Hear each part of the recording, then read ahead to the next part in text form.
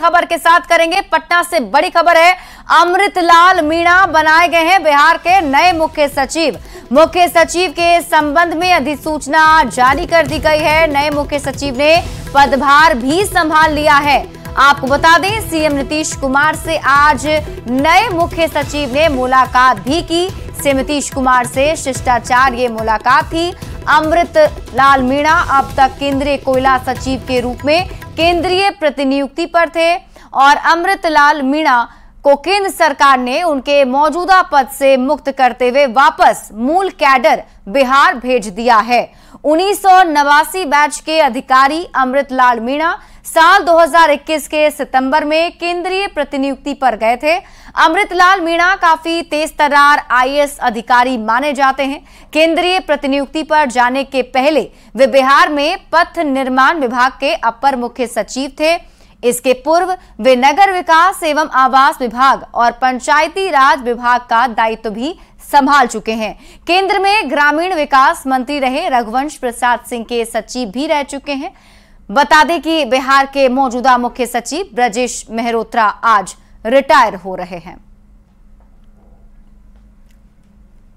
और पटना से आपको एक और बड़ी खबर बता दें, बिहार में 16 अधिकारियों का तबादला किया गया है। हरजोत कौर बनी है समाज कल्याण विभाग की एसीएस। इन्हें समाज कल्याण विभाग का एसीएस बनाया गया है। हरजोत कौर को संतोष कुमार मल्ल बने हैं जल संसाधन विभाग के प्रधान सचिव। प्रेम संग मीणा मगध प्रमंडल के आयुक्त बनाए गए हैं। पंकज कुमार पाल ऊर्जा विभाग के सचिव बनाए गए हैं। लोकेश कुमार सिंह वित्त विभाग के सचिव बनाए गए हैं। तो वहीं कुंदन कुमार बिहार औद्योगिक क्षेत्र प्राधिकार प्रबंधन निदेशक बनाए गए हैं। और हम आपको एक एक करके ये नाम बता रहे हैं। और देखिए, ये जो लिस्ट जारी की गई है उसकी तस्वीर आपके टीवी स्क्रीन पर। आपको बता दें, कुंदन कुमार का ट्रांसफर हुआ है और इन्हें अब जो नया पदभार मिला है वो औद्योगिक क्षेत्र के प्रबंधक निदेशक बनाए गए हैं। और वीरेंद्र प्रसाद यादव का भी ट्रांसफर हो गया है। अब उन्हें कृषि विभाग का सचिव बना दिया गया है। इसके साथ ही अगर हम बात करें अगले नाम की, तो दिया निधि पांडे का भी ट्रांसफर हुआ है। दिया निधि पांडे कला संस्कृति विभाग की सचिव बनाई गई हैं। संदीप कुमार का भी ट्रांसफर कर दिया गया है और नए पदभार के तौर पर संदीप कुमार लघु जल संसाधन के सचिव बनाए गए हैं। तो ये लिस्ट और एक एक करके हम आपको उसकी जानकारी भी दे रहे हैं। धर्मेंद्र सिंह का भी ट्रांसफर कर दिया गया है। धर्मेंद्र सिंह अब सहकारिता विभाग के सचिव बनाए गए हैं, यानी अब उसका कार्यभार संभालेंगे। गोपाल मीणा का भी ट्रांसफर हो गया है और गोपाल मीणा छपरा के आयुक्त के पद पर उन्हें भेजा गया है। संजय कुमार सिंह का भी ट्रांसफर हो गया है। संजय कुमार सिंह की अगर हम बात करें तो इन्हें वाणिज्य कर विभाग के सचिव के तौर पर पदभार दिया गया है। तो 16 आईएएस ऑफिसर का ये तबादला। आशिमा जैन का भी तबादला कर दिया गया है। परिवहन विभाग की आशिमा जैन सचिव बनाई गई हैं। प्रतिमा सतीश कुमार वर्मा का भी तबादला किया गया है। विज्ञान एवं प्रौद्योगिकी की सचिव बनाई गई हैं।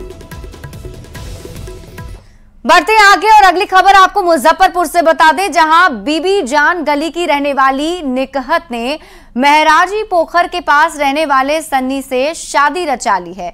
दोनों स्कूल में साथ साथ पढ़ाई करते थे, फिर ये दोस्ती प्यार में बदल गई। दोनों के प्यार के बीच धर्म की दीवार बाधा थी। दोनों ने परिवार को मनाने की भरपूर कोशिश की, लेकिन लड़की के परिवार वाले इसके खिलाफ थे।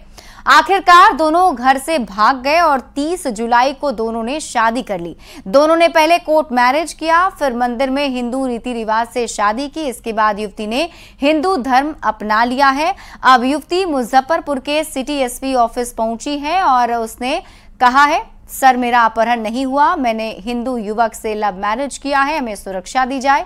युवती ने अपने मां बाप समेत अन्य रिश्तेदारों से जान का खतरा बताया है। दरअसल 27 जुलाई को निकहत के घर वालों ने सन्नी पर अपहरण का एफआईआर नगर थाने में दर्ज करा दिया था और उसके परिवार वालों को जान से मारने की धमकी भी दी गई थी।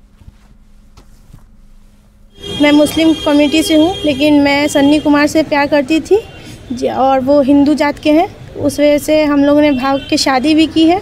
लेकिन मुझे डर है कि मेरे घर वालों ने FIR तो करवाया ही है, लेकिन मुझे डर है कि वो लोग मेरे साथ कुछ कर सकते हैं, चाहे मेरे ससुराल वाले या मेरे हस्बैंड के साथ। इसी वजह से हम सिटी SP के पास आए हैं ताकि हमको प्रोटेक्शन मिले। कितने सालों से आप सन्नी के साथ रहते थे? हम 8 साल से उनके साथ हैं। 8 सालों से प्यार करते थे? जी।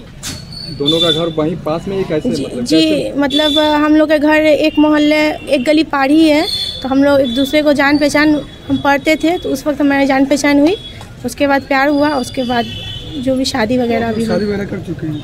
जी, हम लोग शादी मैंने कोर्ट मैरिज भी की है नोटरी पे, और साथ ही साथ मैंने हिंदू रीति रिवाज के साथ भी शादी की है। 2 अलग कम्युनिटी के हैं और उन लोग के द्वारा सुरक्षा के संबंध में तो हम लोग उसमें उन लोगों का हमने सना दर्ज किया है और हम लोग उसमें अभी जांच कर रहे हैं। जैसा भी होगा, अगर उनको कोई जिस तरह का थ्रेट वगैरह रहता है तो उस पर भी हम लोग कार्रवाई करेंगे। जब लड़की आई गई है तो फिर उसका हम लोग 164 का बयान करा करके उसमें फिर आगे कार्रवाई करेंगे। पटना से गया आने के दौरान गंगा दामोदर एक्सप्रेस ट्रेन में युवती से टीटी ने छेड़खानी की। पटना से बिना टिकट के युवती आ रही थी। टीटी पर टिकट बनाने के नाम पर युवती से छेड़खानी का आरोप है। युवती के हल्ला करने पर एस्कॉर्ट में चल रही रेल पुलिस ने टीटी को गिरफ्तार कर लिया। टीटी रोहतास जिले के डेहरी थाना क्षेत्र का रहने वाला है। पीड़िता ने टीटी के खिलाफ गया रेल थाने में प्राथमिकी दर्ज कराई है। प्राथमिकी में बताया गया कि वो पटना से गया के लिए सफर कर रही थी। चाकंद रेलवे स्टेशन से ट्रेन खुलने के बाद टीटी ने टिकट की मांग की। टिकट नहीं रहने पर उसने टिकट बनाने के लिए शौचालय के पास बुलाया और उसके बाद टीटी ने छेड़खानी शुरू कर दी। ये टीटी अंकल आए, देख रही थी वहीं पे, तो फिर पीछे से ऐसे ऐसे करके बोले कि टिकट लाई हो, तो हम बोले नहीं, टिकट तो हम नहीं लिए हैं, ऐसे ही हम बैठ गए थे। फिर बोले कि ठीक है इधर वॉशरूम की साइड इधर। फिर वो लेके गया मेरे को, फिर बोले कि टिकट ऐसे दिखाने लगे। फिर बोले कि नाम कहाँ है, कहाँ रहती है वो, तो हम लोग गया जाना है हमको, जो अब तुरंत उतर ही जाएंगे। गया स्टेशन आने कुछ देर पहले ही ये घटना हुई थी, तो वो बोले कि हम आने ही वाले हैं, उतर जाए। फिर मेरे को ऐसे ऐसे टच करने लगा, फिर किस करने, बहुत रोने लगा, हमको डर लगने लगा। ये तो फिर यहाँ पे फिर वॉशरूम खोल दिए, बोले कि चलो चलो अंदर चलो। तो गया में चंदौती थाना क्षेत्र में बाइक से जा रही पति पत्नी पर गोलीबारी मामले में पुलिस ने एक महिला और युवक को गिरफ्तार किया है। पुलिस ने घटना के 48 घंटे के भीतर घटना में शामिल महिला रेशमी देवी और एक युवक सिद्धि कुमार को घटना में इस्तेमाल बाइक और मोबाइल के साथ गिरफ्तार कर लिया। पूरे मामले में बड़ा खुलासा यह हुआ है कि पत्नी ने ही पति की हत्या की साजिश रची थी, लेकिन गलती से गोली पत्नी को लग गई। गिरफ्तार युवक सिद्धि कुमार ने बताया है कि उसके दोस्त का मृतक महिला के साथ प्रेम प्रसंग चल रहा था और इस कारण महिला ने पति की हत्या की योजना बनाई, लेकिन गलती से गोली महिला को लग गई। अनुसंधान में पता चला कि गिरफ्तार महिला रेशमी देवी लाइनर की भूमिका निभा रही थी। अपराधियों को महिला रेशमी देवी पल पल की रिपोर्ट दे रही थी और इस घटना में संलिप्त अन्य आरोपियों की गिरफ्तारी के लिए छापेमारी जारी है।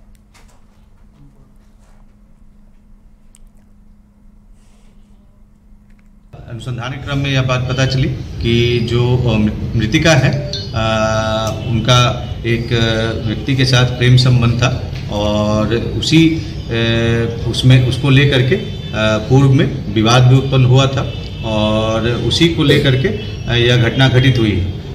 पुलिस के द्वारा जो SIT थी उसके द्वारा जब अनुसंधान किया गया तो उसमें पाया गया कि नालंदा के इस्लामपुर थाना अंतर्गत ग्राम शेरपुर का एक व्यक्ति है जिसका नाम है सिद्धि कुमार, उसके द्वारा इस घटना में संलिप्तता है और फिर उसको वहाँ से गिरफ्तार किया गया है और उसके पास से घटना में उपयोग किया गया मोटरसाइकिल जो KTM मोटरसाइकिल है और मोबाइल फ़ोन इसको भी बरामद किया गया है।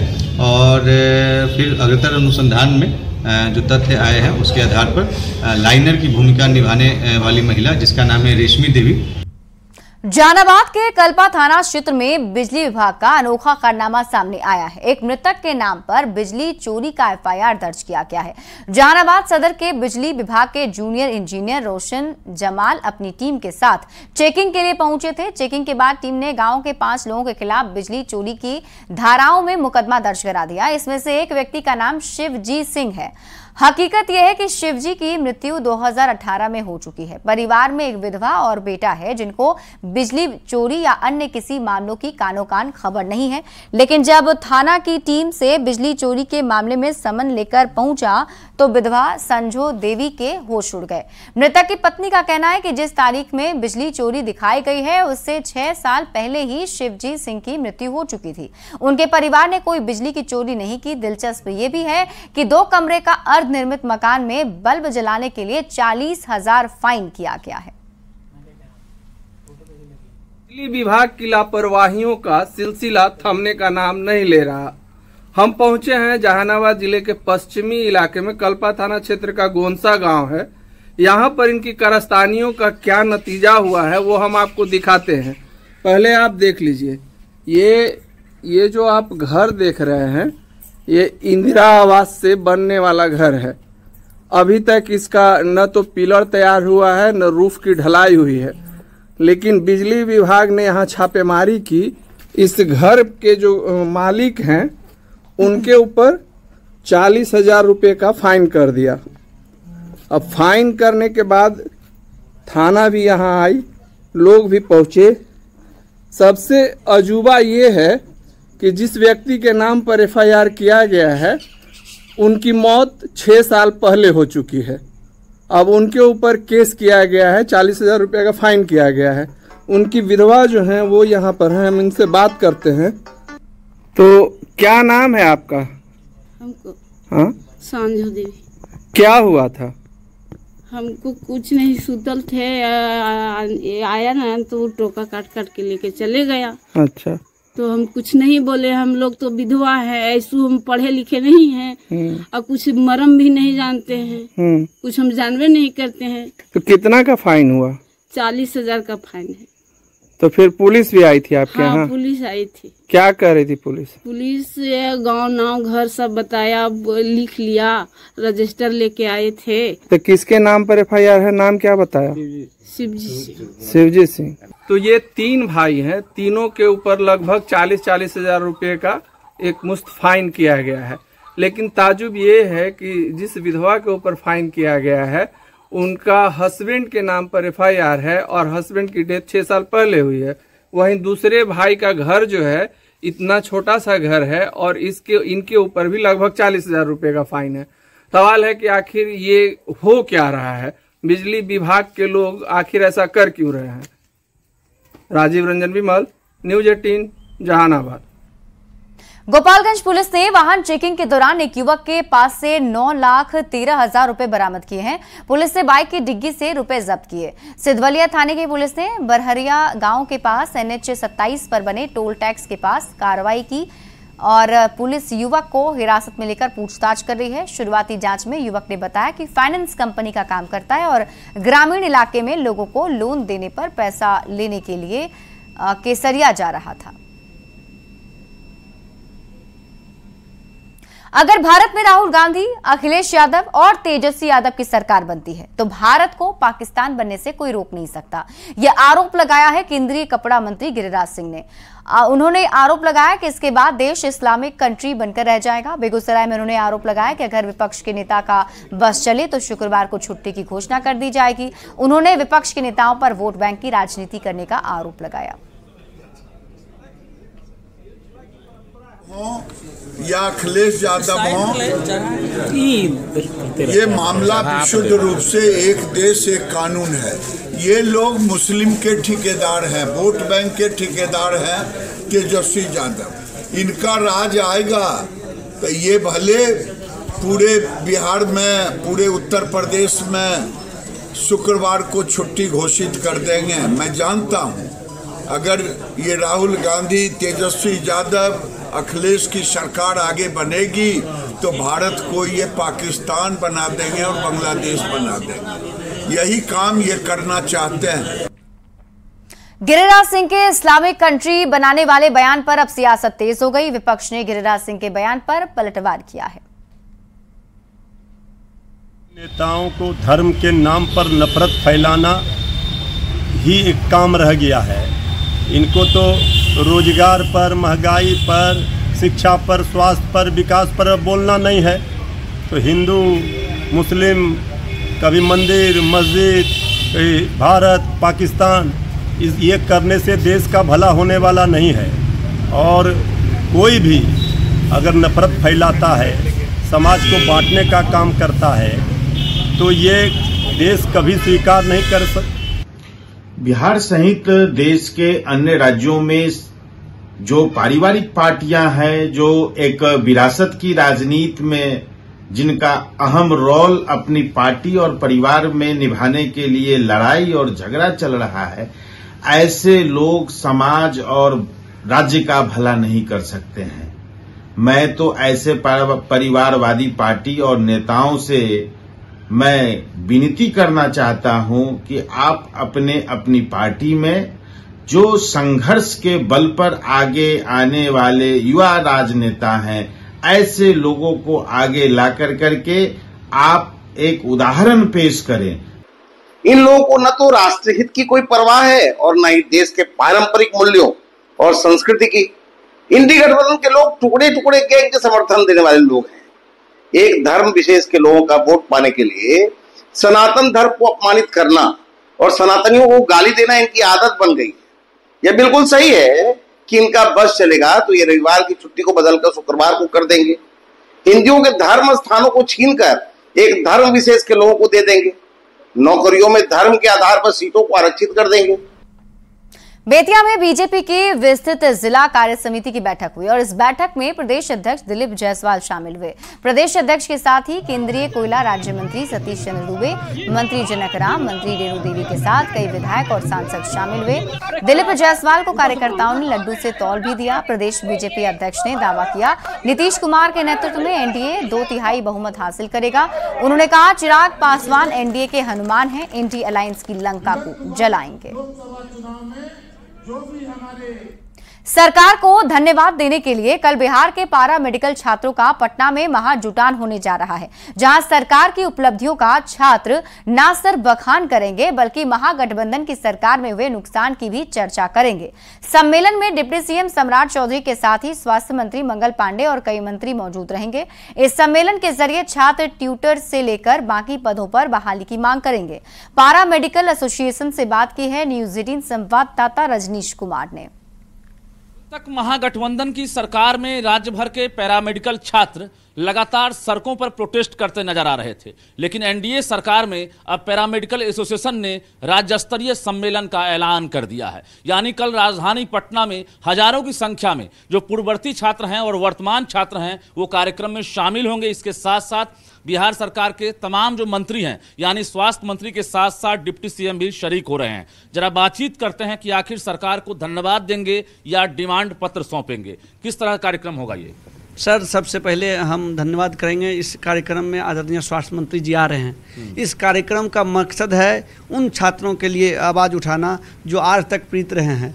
बिहार में पहली बार इस तरह का कॉन्फ्रेंस हो रहा है। क्या ये धन्यवाद सम्मेलन भी माना जाएगा? निश्चित तौर पर हम जो पूर्व में काम किया गया आदरणीय स्वास्थ्य मंत्री के द्वारा, उनके लिए हम धन्यवाद करेंगे। स्वास्थ्य मंत्री, मैं विशेषकर स्वास्थ्य विभाग की बात कर रहा हूँ। आदरणीय स्वास्थ्य मंत्री का जो विजन है, उन्होंने ऐतिहासिक ऐलान किया कि 45,000 पदों पर तुरंत बहाली की जाएगी और उसके लिए जो नियमावली पेंडिंग है, उन्होंने कहा कि उस नियमावली को भी हम लोग बहुत जल्द हैं। आप लोग पैरामेडिकल वाले? जी, एक्चुअली वो पूरे देश में, आज़ाद हिंदुस्तान में किसी भी स्टेट में हेल्थ डिपार्टमेंट में ये पहली इतनी बड़ी नियुक्ति है। 107 पूरे बिहार में इंस्टीट्यूट है। अभी बहाली नहीं हो सकी है, खाली अभी बहाली नहीं। 2021 में पीएमआई इंस्टीट्यूट 7 निश्चय योजना के तहत खोला गया, उसमें अभी तक एक भी ट्विटर लेक्चर प्रोफेसर नहीं है।